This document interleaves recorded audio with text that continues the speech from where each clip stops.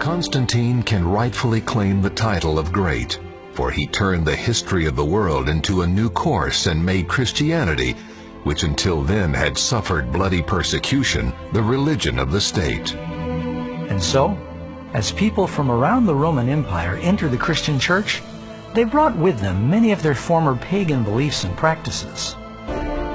Over time, church leaders began to embrace the regal robes and flamboyant ceremony that was part of the pagan religions. And in place of the simple commands of God, they began to teach superstitions and man-made traditions.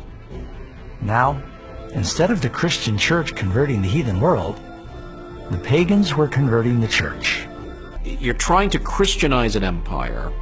You're trying to Christianize a pagan culture. The old basilicas were basically pagan temples. Put a cross over it. Put in paintings of biblical scenes, biblical heroes and saints and martyrs. The speed with which the early church tobogganed into apostasy will take your breath away. As millions of pagans hastily joined the church, they were naturally reluctant to dispose of their idol treasures.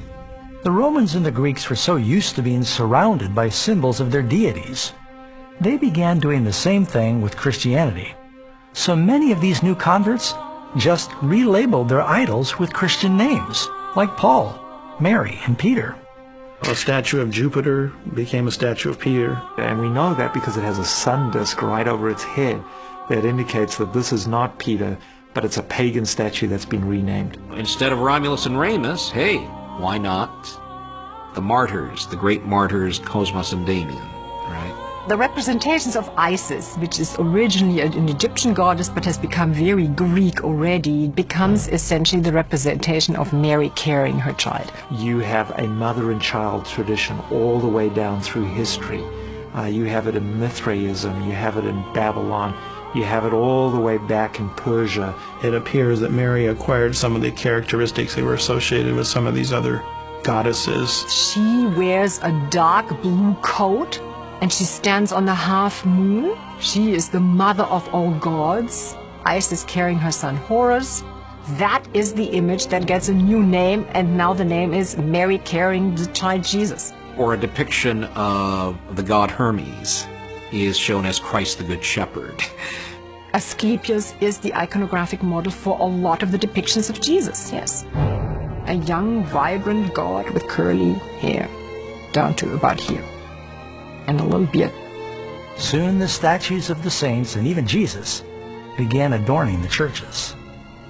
Even though God clearly forbids this practice in the Ten Commandments, people continued to revere and to pray to these relabeled idols.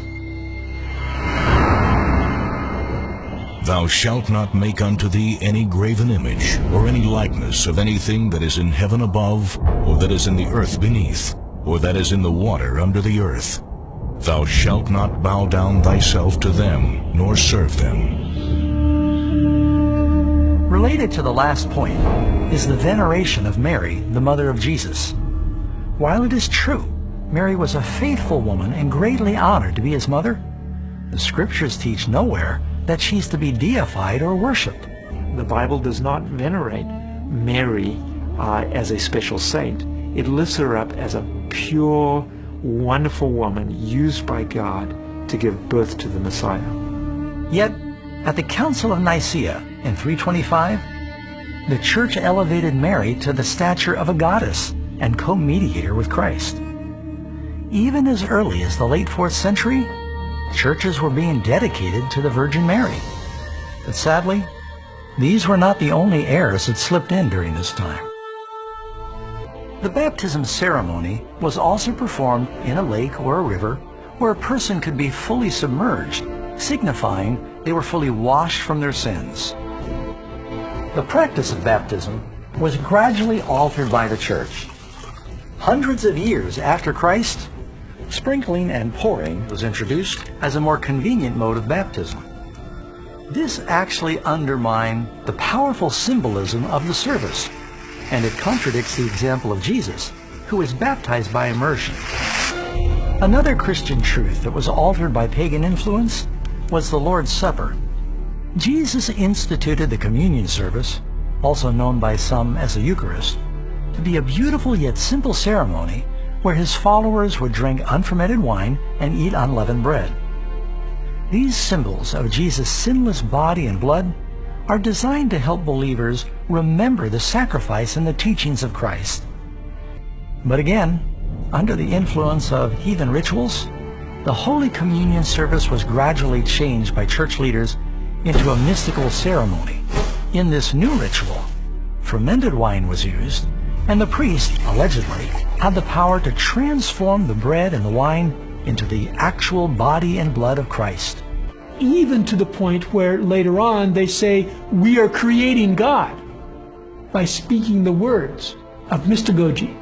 By 1415 AD, at the Council of Constance, church leaders further decreed that only the priests could drink the wine and the laity would only receive the bread. Yet the Bible clearly says that when Jesus established the communion service, they all drank from it. About 300 years after Christ, the church began to deviate from another of the 10 Commandments, specifically the 4th commandment that requires believers to remember the 7th day as the Sabbath. Remember the Sabbath day, to keep it holy. 6 days you shall labor and do all your work, but the 7th day is the Sabbath of the Lord your God. Church leaders began to devalue the 7th-day Sabbath of the 10 Commandments in preference for the more popular Roman Sunday. Some Christians mistakenly thought that you should fast on the Sabbath, but you could feast on Sunday. That's what the pagans did. They feasted on Sunday, fasted on Saturday.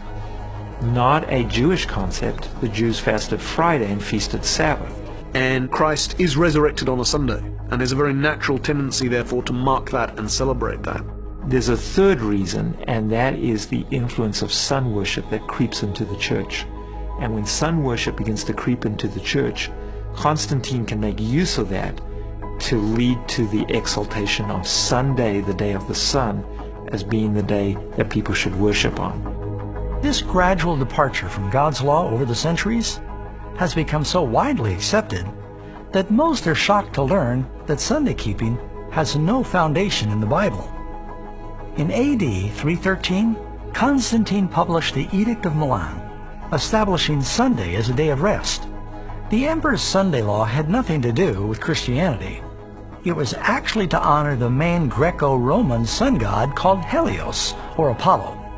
The Emperor Constantine became a convert to Christianity, and also because he remained partial to the sun god, the Emperor Constantine moved the day of worship from Saturday, the Sabbath, as had been traditional in Judaism, obviously, to Sunday, the day of the sun god. And ever since, Christian folks, at least for the most part, overwhelmingly, have held their day of worship on Sunday rather than Saturday.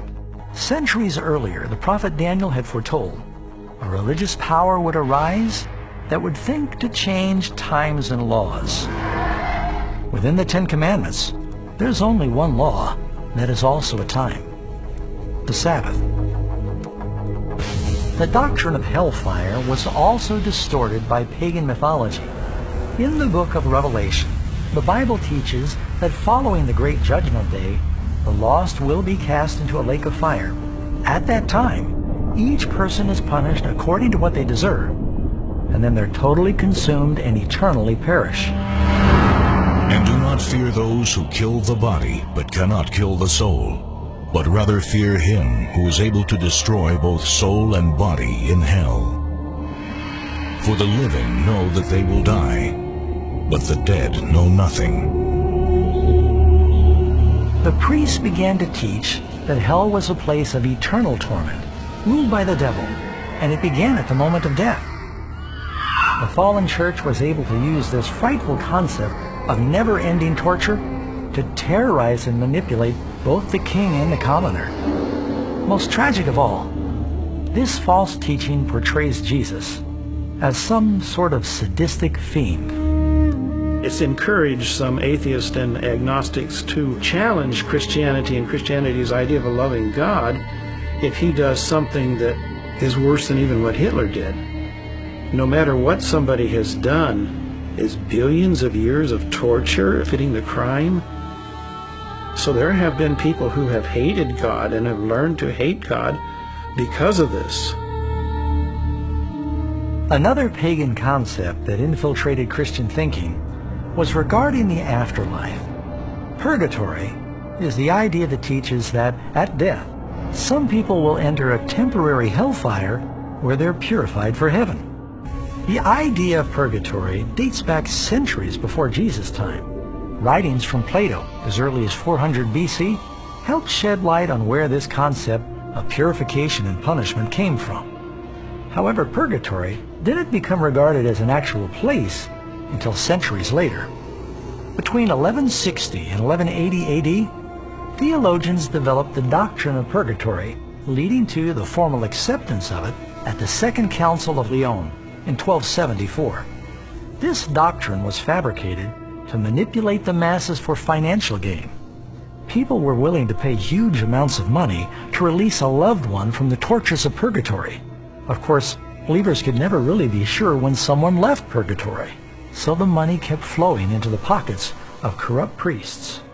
The head of the church would have people going out to raise money and encourage people to give their money to the church, buy people out of purgatory, so they could fund these elaborate buildings. This belief in purgatory is also built on the dangerous concept that the works and the prayers of the living can somehow alter the destiny of the dead. Yet Jesus made it very clear there is no limbo or purgatory. After death, a person's next conscious thought was the resurrection and their eternal reward.